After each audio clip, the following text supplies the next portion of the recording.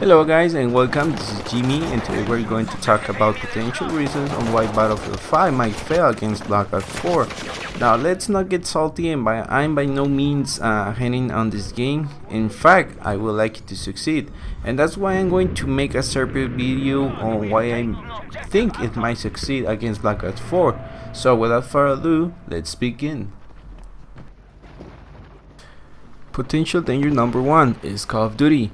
Speaking about Battlefield's number 1 competitor, Call of Duty seems to be making a comeback with its new game mode of Battle Royale Blackout.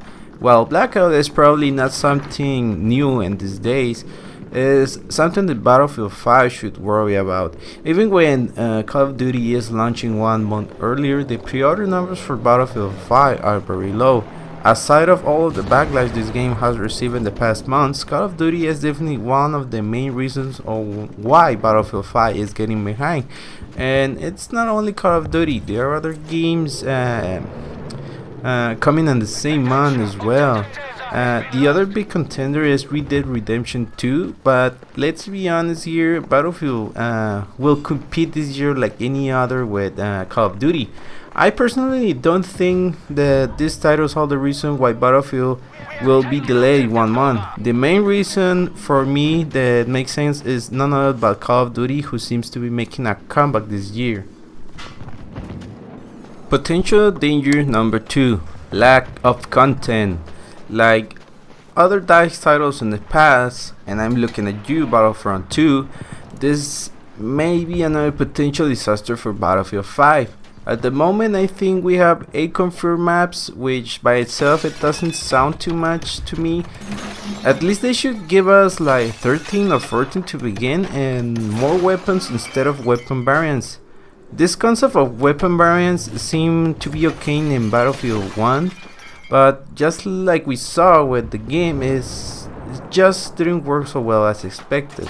The other thing that comes to mind when we talk about lack of content is making a very spaced out DLC schedule. And here comes one example. We are only going to get 8 maps at launch, and after that we are going to get another extra map until early 2019, which are like 3 or 4 months with the same content. By that time, probably many gamers will just get bored of the game and quit it. The only thing that could maintain the player numbers up is the Firestorm game mode, and that releases a couple of months after Battlefield 5's launch. Potential danger number 3, a buggy and unstable launch. Just like the past Battlefield games, a buggy launch could make players go away. Well, Battlefield 1's launch was very stable. We have to remind that problems started to appear during its life cycle. And going even further back, what about Battlefield 4 launch? Yes, it was a mess, and that put off many players away from the game until it got fixed down the line, making it a great game just at the end of this life cycle. Now, coming from the beta, it seems the connectivity issues still are a problem, and I think that DICE already has a bunch of feedback to work on. By now, they got themselves an extra month to polish these problems, and let's just hope that Battlefield 5 doesn't suffer the same fate as Battlefield 4's launch. Potential danger number 4, implementing a pay-to-win system, and this is a very important issue that could plague Battlefield 5's reputation, like what happened to Battlefront 2, which is sad because Battlefront 2 had great potential, yet hardly you hear about it no more on social platforms. I'm not saying that it's not irrelevant nowadays. Yes, you can go right now and take Battlefront 2 on the search bar and you will find content. But it has become a game that almost nobody wants to talk about.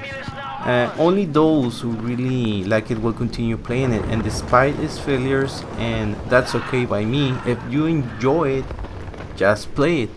Although Battlefield 5 is promising on cosmetic items, we have to wait and see if they don't have that change of heart and start implementing a pay-to-win system onto Battlefield 5.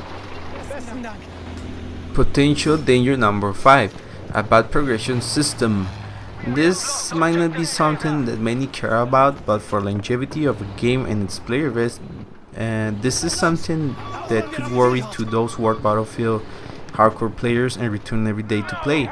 Speaking from my point of view, I already reached the level cap on Battlefield 1. And what happens when you reach that level, you might ask? Well, nothing too much, you are just rewarded with a dog tag and that's it. I don't want to do the rest of the assignments in that game because they just don't appeal to me. Maybe for others this is something to keep you busy, but for me they just don't caught my attention. I think that weapon mastery needs to make a comeback like the one implemented on Battlefield 4, which rewarded you after getting a certain amount of kills for each weapon with a cool looking dog tag. This incentivizes you to try new weapons and get better at them, and this seems to be almost scrapped out of Battlefield 1. There you have it, 5 things that Battlefield 5 should watch out to not fail this year against Black Ops 4. They have a whole entire month to fix issues and deliver a great product. Probably many people at this point are sick and tired of the Battlefield 5 controversy, but I'm going to be fair and make another video talking about on why Battlefield 5 might succeed. Let me know on what you think on this point that I just mentioned and share your opinions on the comment section down below. This is Jimmy, have a great day.